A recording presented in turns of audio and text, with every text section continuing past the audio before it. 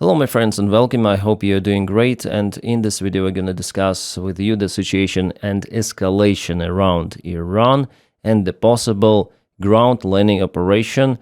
There are many of the signs that it's already inevitable. We have the news here from Olsen Defender in relation to Axios article that United States officials have told that the headquarters of the 82nd Airborne Division stationed in Bragg in North Carolina has been directed by Pentagon to deploy to the Middle East together with a brigade combat team consisting of several thousand troops ahead of possible ground operation in Iran. Well, Axios, it's affiliated with Witkoff source, so there are some of the leaks coming from the Trump's team, from United States officials, for some of the reason. So I think that this information is legit and we should judge the situation on actions, not on rhetorics, because the rhetorics of Donald Trump, it might change every minute. But actions of the United States military, they really show the intention of the United States. And this intention is to escalate and probably with a high chance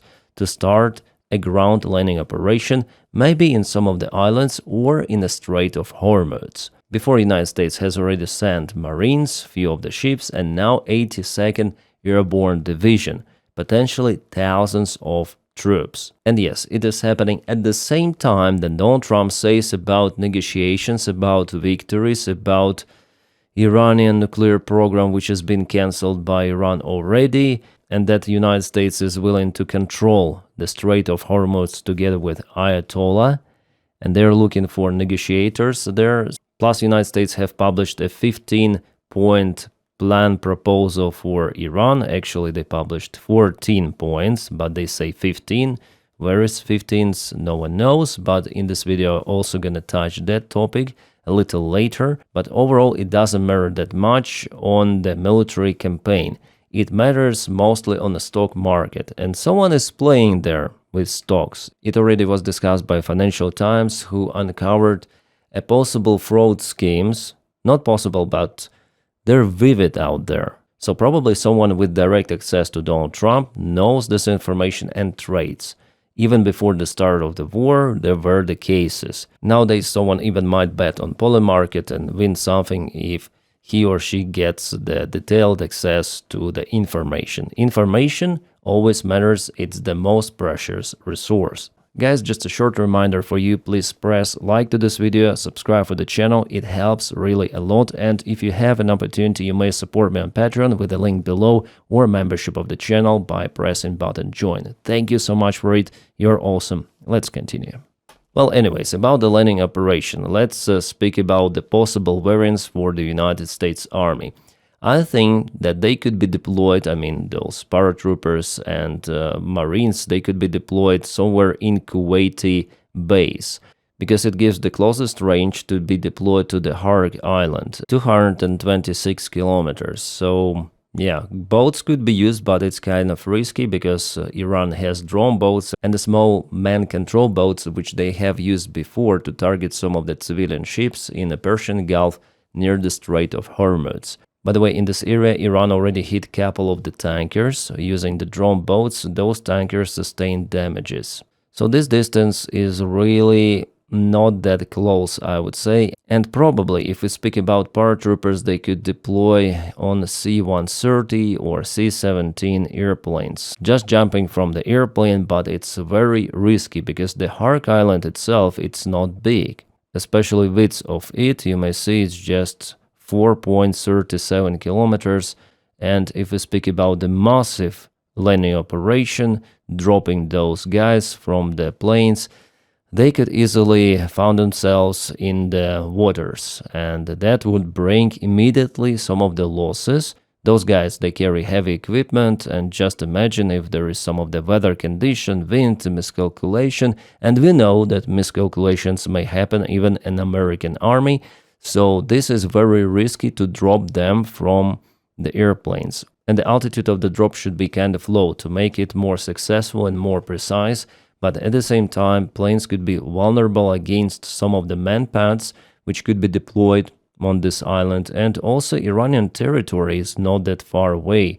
I would say Iran may reach Khark Island even with the help of the FPV drones. So somewhere here, it's 47.8 kilometers. So 40 kilometers, it's a normal range even for the fiber optic control drone or for frequency control drone. Especially here, you don't have any sort of the obstacles, no mountains on the way, so easily Iran may manipulate or operate with FPV on that island if they especially receive those technologies, drones themselves, from the Russian Federation that continue to share intelligence information and some of the spare parts and technologies to Iran or with Iran. And by the way, guys, let's go to the northern side of Iran just for a while. It's impossible to cut Iran from the Russian supplies because they have the Caspian Sea, and Russia may just send their ships to those ports. If you bomb the ports, okay, Russia will send smaller ships and still they will deliver something.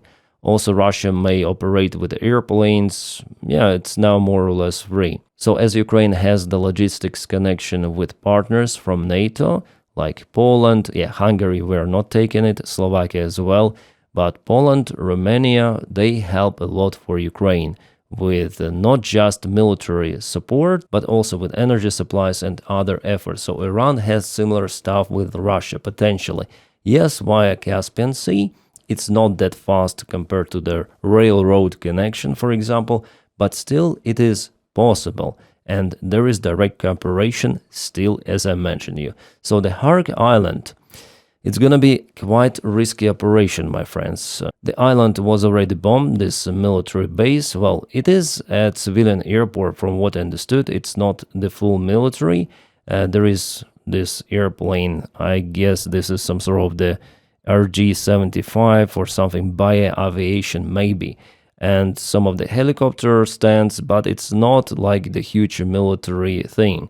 Some of the hangars here, but I'm not sure whether they keep their military. For now, Iran may just deploy their short-range air defense here. Some of the anti-aircraft cannons and man-pads, which were supplied, as we know, by the Russian Federation. Yeah, you may say that Venezuela also had those man-pads, many of them, but they were not used.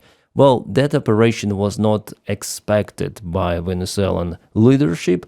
However, Iran, I think it knows the next step or the future plans of the coalition forces. Coalition, I mean United States and Israelis, who are now full in to conduct their military action and bombardment of Iran. They're calling it not a war, by the way. They're calling it a military operation.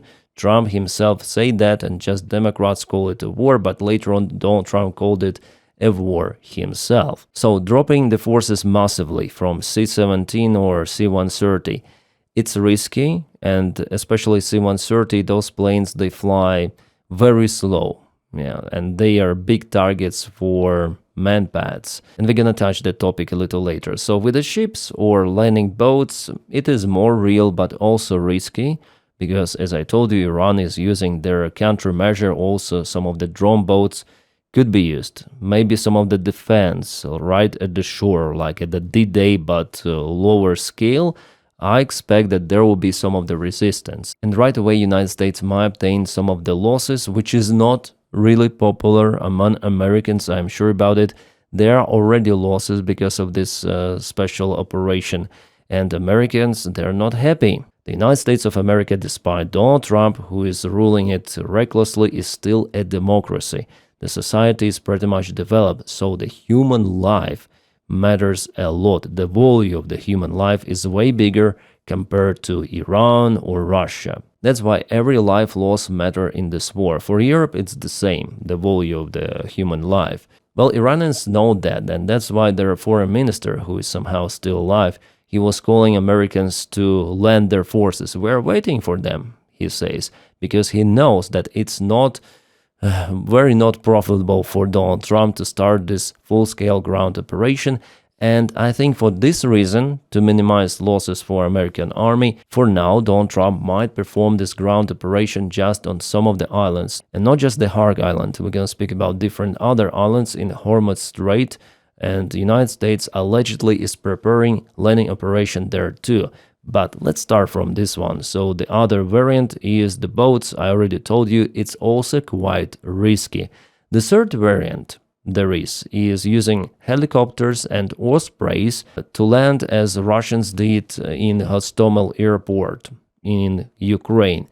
Despite some of the losses among those helicopters, and Russia lost several of those, the initial stage of that operation for Russia was successful. They definitely took Hostomel airport under control for a couple of days. They definitely repelled the National Guard forces from the airfield.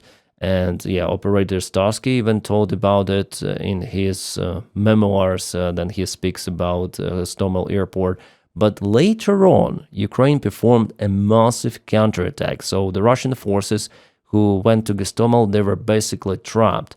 And also Ukraine bombed the hell out of its own runway in Hostomel. So Russians who were preparing this big landing operation on Ilyushin 76, allegedly 10 of the airplanes were getting ready to land paratroopers there, so they were not capable to land.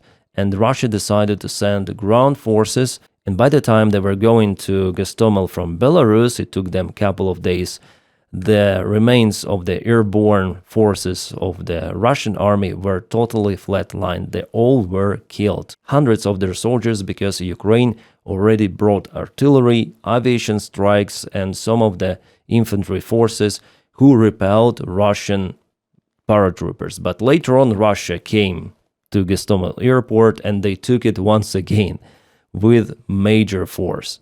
So is it gonna be a similar scenario here with American Airborne Division?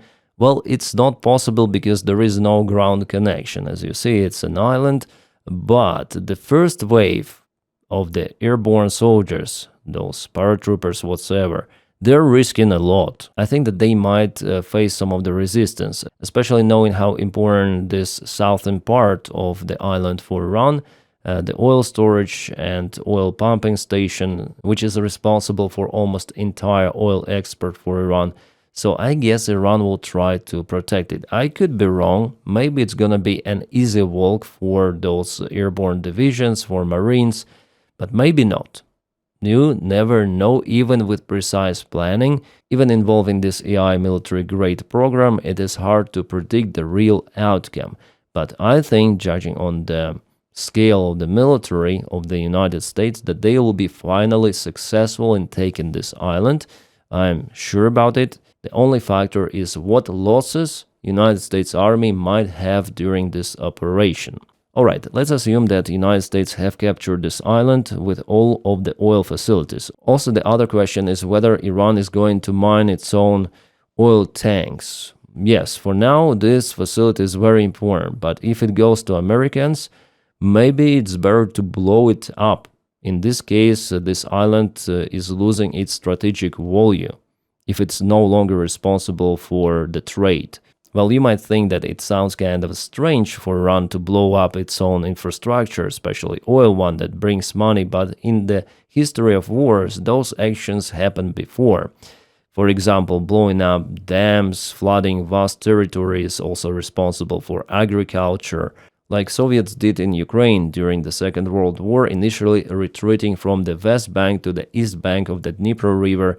They blown up Dnipro GAS, the biggest dam in Ukraine. Then Germans rebuilt this dam and then they were retreating. They blew it up again. Then Soviets were counterattacking several years later. And I'm not even saying about destruction of the factories, power plants, everything of that is called the tactics of the burn ground. Then you retreat, you burn everything for your enemy not to be usable. So potentially if Iran retreats from the island, it's gonna be a big kaboom here.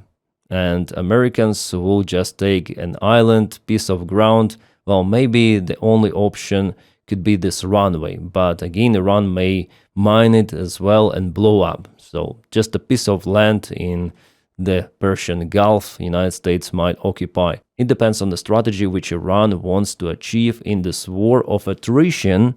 Yes, this war is not a blitzkrieg already, it's the war definitely of attrition.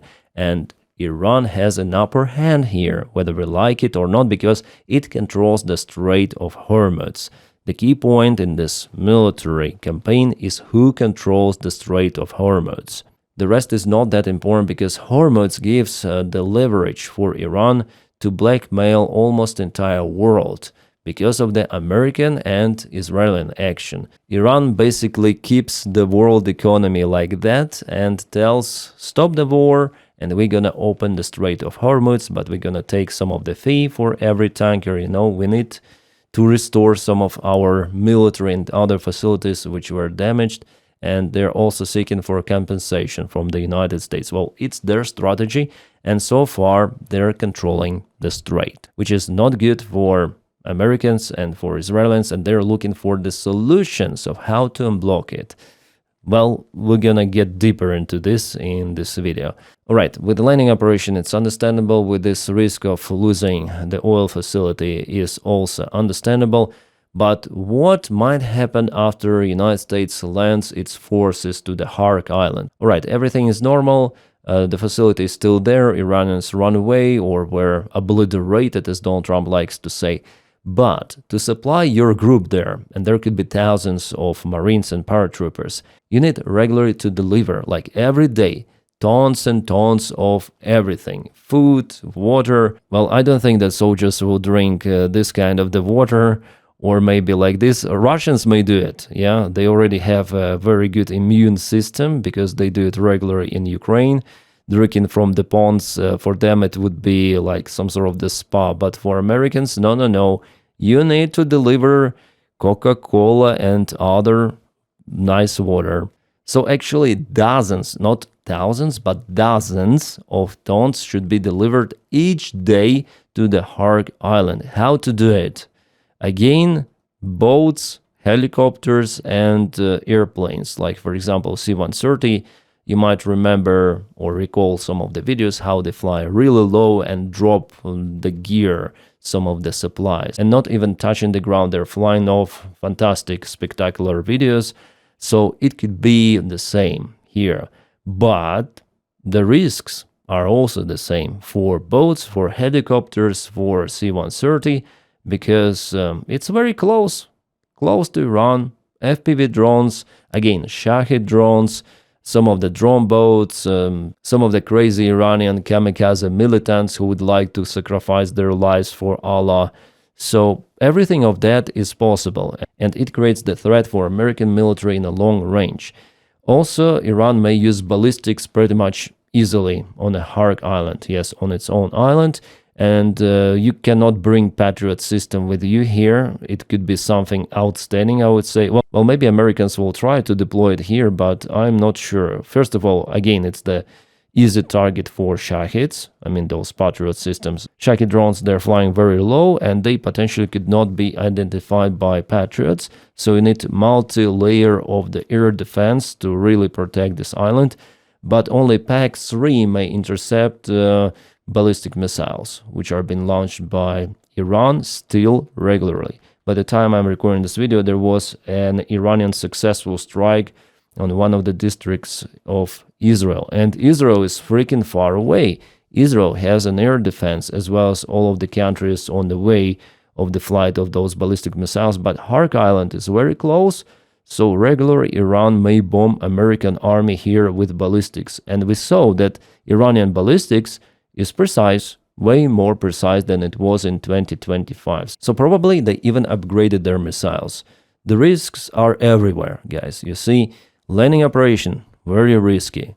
Plus, keeping the forces in the Khark Island brings issues with logistics and security of those same forces. They just could be trapped, and they're very close to Iran. Iran has an upper hand here as well. They're long from Kuwait, possible base, but they're very close to this part. One more concerning thing that, for example, in Iraq, some of the pro-Iranian forces are targeting American base Victoria. I think that's the name of the base.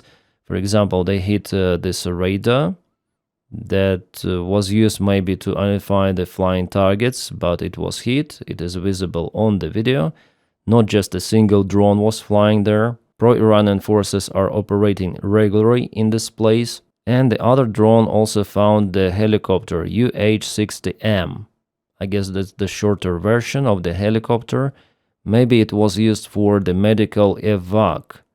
I think so, because on top there is maybe a red cross on a white background. Also, they blurred this part, and there is the other, allegedly, other red cross, because I don't see the reason to blur. Yeah, this is the red cross here.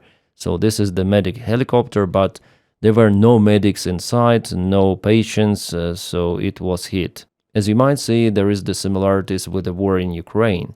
By the way, they were using fiber optic drones. It also tells a lot about their gear, and if pro-Iranian militants are using FPV drones on territory of Iraq, I guess Iran also has this kind of the technology. They just so far haven't got any sort of the occasion to use those drones against infantry or vehicles, but soon they might have it if the United States would start its landing operation in those islands. Alright, in addition to the Khark island, there is the information that the United States is preparing the landing operation into some of the islands near the Strait of Hormuz, and there are several of those. Every island here, it has an airfield or at least a runway, like for example this one. Those islands are smaller than Khark, but you see, runway, one more runway, and if you go on the top, I guess here, yeah, runway once again. So even the smaller one, like this one, it has some sort of the runway. This is crazy, but it's like that. So potentially it might work for the landing mission if there is no robust air defense of Iran. The problem for Iran here that it probably lost its entire air force, all of the fighter jets, well, judging on the videos. But before the war, they showed some of their airplanes stored in the caves in the mountains, so potentially they might use those. But I have doubts about successful use of the Air Force. Iran is incapable to achieve any sort, even close to air superiority against the American army. But for American army, it's also risky to use aviation, and we already know the confirmed case with F-35 that was not shut down but was damaged by the air defense system and now still is not in operation. It sustained damages and the pilot also. According to the information published by officials, pilot was delivered to the hospital with shrapnel wounds. That's how those air defense missiles designed. They explode close to the aircraft, releasing small, tiny little particles to penetrate the aircraft skin and damage airplane systems or pilot. Alright, let's return to those islands. Even in case of the successful mission of the United States Army landing on those islands, it doesn't guarantee that the Strait of Hormuz could be or will be unblocked, because we know that Iran may deliver their drone boats from elsewhere, not from those islands. They actually do not matter that much. So drone boats may operate from, for example, this one, or a little bit further. We know that the range of the drones is pretty much high. As for Ukrainian drone boats, it's roughly 2,000 kilometers.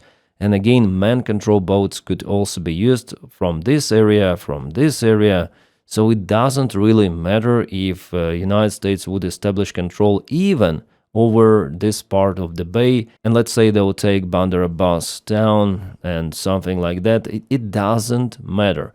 Vessels could be attacked from multiple of the directions. It is not just this part. Actually, most of the vessels were attacked in this part, not at the strait itself. And why do you need those islands? Well, they could be used as the bridgehead for the further mission to land the forces on Iranian soil. But again, even if you take this part, you need to take all control over the coastline of Iran, and it's not possible. Plus, the more islands you take, the more issues with logistics you face in this case. Just try to supply all of those islands with aviation drops, with tons of provisions. It's gonna be possibly a madness for United States military, and it will not be sustainable for a long time. Plus, Iran will of course retaliate on its own islands occupied by United States forces, so this operation is freaking risky. Potentially you may trap your forces surrounded by water under the constant fire. And I just hope that there is someone in Pentagon, some general responsible for the operation, who would plan it more precisely compared to the beginning of this special operation or military operation, as Donald Trump calls it, on 20 8th of February it was started. Yes, the Khamenei and many Iranian generals were cancelled, but there was a big flow. Like, for example, we already know a school was bombed by Tomahawk missile, and the planning was done also with the help of AI. AI was also highlighting the targets. So maybe that program has an outdated information about the school, that it was the part of RGC unit or something. So it was a mistake, yeah? So the planning was not ideal, that brought the losses among civilians, basically children of Iran, and try to convince those parents who lost their loved ones or the friends of the parents and their friends that they should support America. They will join Ayatollah, I guess, in this case. They will be really against this military campaign that was started by United States and Israel. And if Donald Trump, as he already mentioned, would start to bomb power plants and civilian infrastructure, basically more and more Iranians would join RGC in fights, in potential ground fight against American forces. And I'm telling you that to tell that it is not a pure competent planning from the American side, which also tells that there could be poor planning of the landing operation. I hope that if they start it, it's gonna be good. I don't wish American soldiers to suffer. I like America. Americans are great. I don't like who controls now America. I mean, Donald Trump. I don't like this military operation in general, but I don't want Americans to lose their lives. That should be no, and I wish Donald Trump would finish this operation right away. But he, judging on the military actions, not his rhetorics, but on his military actions, he is escalating. The military campaign is expanding, and there is almost imminent landing operation, judging again on the movement of American forces. So this is some sort of the abrupt reaction, I would call it. Then you see that your aerial strikes, they do not work, Hormuz Strait is blocked, and Ayatollah regime is still out there. Yeah, Donald Trump said that they already changed the regime, that if they unalive Khamenei and some of the commanders, it's the change of regime. But de facto, it's not like that, not even close. Regime itself, it's more extreme than it was before the start of campaign. It's more disintegrated, but somehow still alive, and will be alive for several months ahead. It's 100%. We cannot predict. Maybe local Iranians would riot after all, but it will not happen tomorrow, the day after tomorrow, maybe in several months, maybe in several years. No one knows. Maybe it will not happen at all. Because, you know, in case of the military intervention, usually people gather around its government, like it was in Ukraine, for example. And then Russia attacked Ukraine. Before the attack, the rating of Zelensky was really low. And then Russia attacked, Zelensky's rating was skyrocketed to as never before, because he stayed in Kyiv and he performed the actions what Ukrainian people wanted to see from the leader of the country. Well, it's kind of hard to compare Zelensky and Ayatollah regime, but the idea you understand, yeah? If intervention brings civilian losses especially, or humanitarian crisis, energy crisis, that is what Donald Trump promised for Iran, well, people will start to gather around RGC and around Ayatollah and current regime. I guarantee you that. Alright, just briefly I want to tell you about this 0 points plan of the United States, demands basically for Iran. First, Iran must dismantle its existing nuclear capabilities, which were actually dismantled or obliterated by B-2 bombers, as what Donald Trump said before and all of his historical officials. Well, apparently it's not like that, and Iran still has enriched uranium, and here they will say it later on.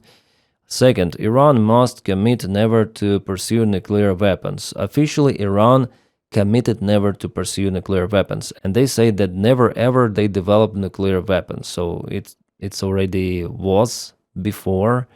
There will be no uranium enrichment on Iranian territory. Again, officially Iran is not enriching anything. Yeah, the fact that they're doing it, but they might sign this document, okay, we're not enriching uranium, and they will continue to do the same stuff.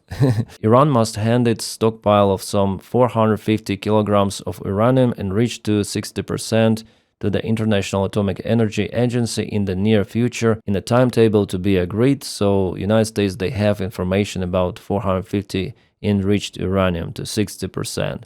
By the way, there is also the information that the United States is planning landing operation on those nuclear sites. And it's gonna be even more crazier, but I don't want to make this video ridiculously long, so maybe in next video I'm gonna tell about it. So Natanz, Isfahan and Fordo nuclear facilities must be dismantled. That's what the United States wants to do with the landing forces. Next, the International Atomic Agency and the United Nations nuclear watchdog must be granted full access, transparency and oversight inside Iran. Next, Iran must abandon its original proxy paradigm.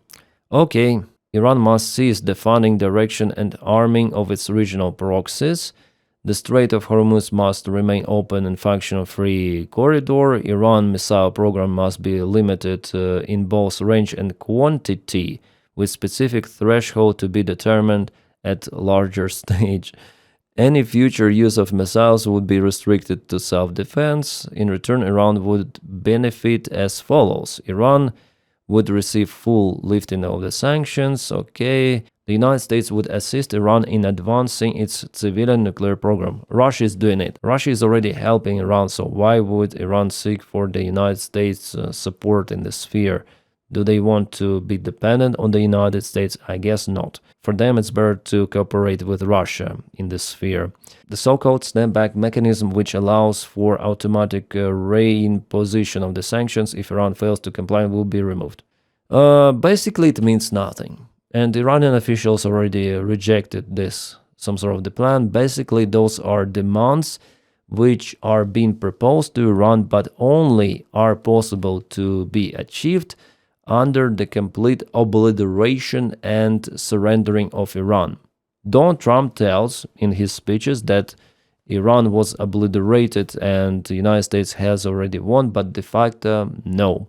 This is similar to the Russian demands to Ukraine. Sorry for this comparison. I mean, United States and Russia, well, I may compare Trump and Putin. They think similarly, I would say. So Putin now gives demands to Ukraine. Yeah, you should surrender your own territory, Donetsk Oblast, and we promise maybe to cooperate about ceasefire. Yes, in this case. So Russia demands territorial gains and capitulation, then de facto it cannot reach it. And it's understandable, yeah, they bogged down on the front lines, Ukraine is gaining more ground, and also Ukraine is not in a position, not even close, in a position of capitulation. Russian forces are not encircling Kiev. In 2022, it was way worse for Ukraine, and Ukraine said no to capitulation, to any sort of the crazy talks, yeah, Ukraine disregarded the Istanbul started negotiations because it understood all of those crazy Russian demands of demilitarization and other stuff and bullshit. So Ukraine decided to protect itself, but Russia still goes full in those demands. So the same here. For Donald Trump to demand everything of that, he needs to definitely cause Iran to capitulate, as minimum, to control the Strait of Hormuz. But here we see that Iran has the upper hand. Iran now holds the key to the 20% of the world's energy. Iran controls the fuel prices in America because of its blockade of Hormuz. And the United States are demanding something? You may demand only if you are near the victory, yeah? We're gonna negotiate with you. Here are our demands. Commit, comply, or you'll be killed. But how United States, like, what would they do to annihilate Ayatollah regime? Okay, they already canceled Khamenei, but the rest is dispersed. The regime is still in control somehow, but it's not centralized as before. Okay, you kill one general after one general, but there will be next. This snake has multiple of the heads, and the snake is controlling Hormuz. You cannot do anything about it. You may just the only variant to deploy thousands of the forces to Iran, like literally thousands. And with thousands of the losses, you take Tehran, you take entire Iran, and you proclaim victory. That's it. That is the only variant for your demands to be true. The rest is blah, blah, blah.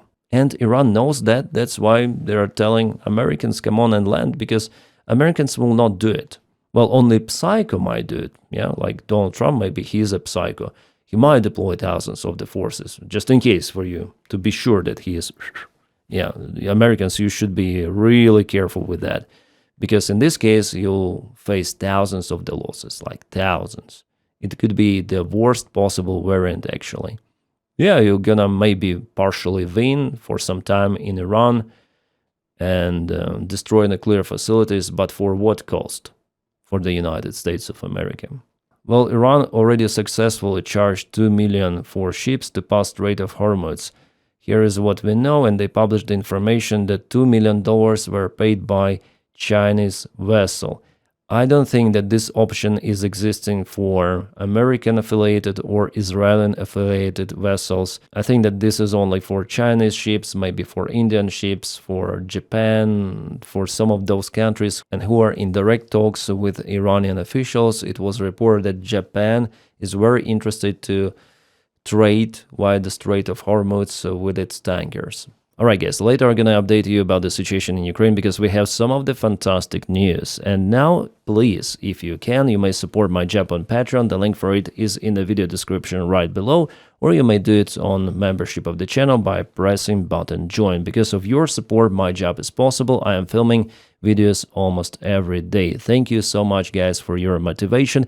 If you don't have this opportunity, please press like to this video and subscribe for the channel to boost the video in algorithms. And thank you so much guys, you're awesome. See you around. Ciao.